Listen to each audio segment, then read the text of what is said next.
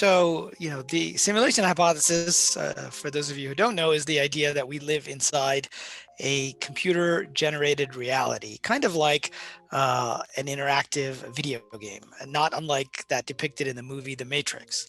And so, the basic idea is sort of the modern version of an old idea that says that the physical world around us isn't the real world. And that idea goes all the way back to Plato, and pretty much all of the world's religions say that there's more than the physical world. And so the simulation hypothesis gives us a way to think about that and to really bridge the gap between science, religion, and spirituality. And so I was there, I put the helmet on the VR headset, I started to play the game. And at the end of the game, it felt so realistic that I forgot that I was actually in a game. I actually thought there was a real ping pong table in front of me. So I tried to put the paddle down on the table, and of course the paddle fell, and I tried to lean on the table and I almost fell over.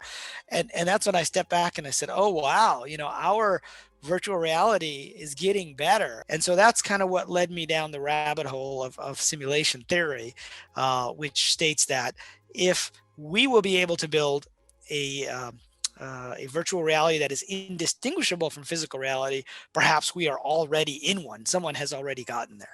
Do we live in a physical world? So where is this thing called matter? So every time they try to find it, they keep opening it up and they say, well, there's some molecules here. Oh, there's some atoms, but they're 99% space.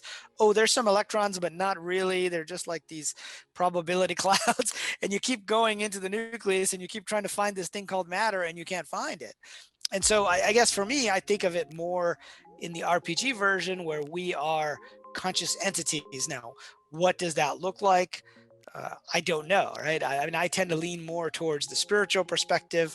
And, you mentioned the Vedas, and the Vedas talk about the idea of the Leela, or the grand play of life.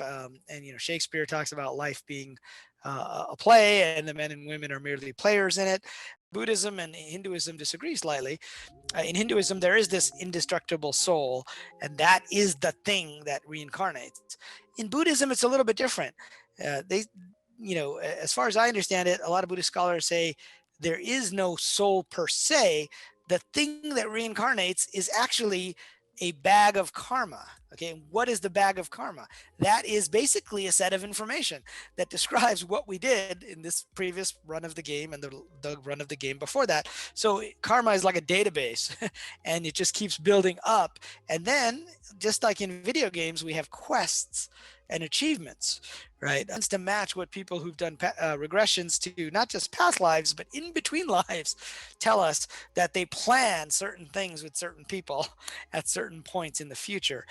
And so now if we touch on the UFO subject, I spent a little bit of time with Jacques Vallée, who has studied UFOs going back to Project Blue Book, back in the 60s.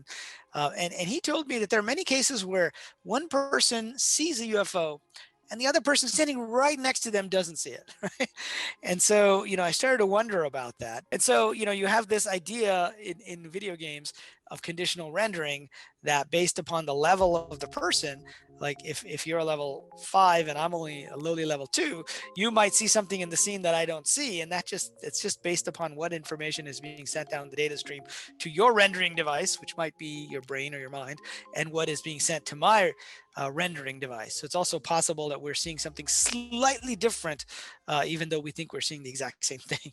Thinking about multiple timelines and the Mandela Effect, which I'm sure most of you have heard of, but the basic idea is that some people remember Nelson Mandela dying in prison in the 1980s. But in fact, in our timeline, if you look it up, he didn't die. He came out of prison in the early 90s, and he became, there you go. There's the numbers there, right? That show us, how many people remember that. Actually, we do have a certain number of percentage. And so there's a minority memory, and then there's a majority memory. And the majority memory is generally that which you will find. And so it turns out there are lots of these different. So Fiona Broom was the blogger who first discovered this. She was actually at a sci-fi conference called, I think, Dragon Con in Atlanta. And some people there remembered seeing a Star Trek episode that some of the actors from Star Trek said that never happened. We never filmed that episode. And yet people swore they remember that episode. And so, she thought this was a strange thing. She called it the Mandela Effect and put it online. And then people started to come out with many different versions. Or the dream metaphor, which is used quite a bit, within Hinduism and within Buddhism in particular. And there's a whole school of dream yoga, right, where they try to teach you this ability to wake up inside the dream. And once you realize that that is just a dream, you can take that same realization with you into what we call the physical world and realize that this is just, a dream as well. So it's a dream within a dream, if you will. The government is finally taking UFOs seriously. So why aren't academia and Silicon Valley?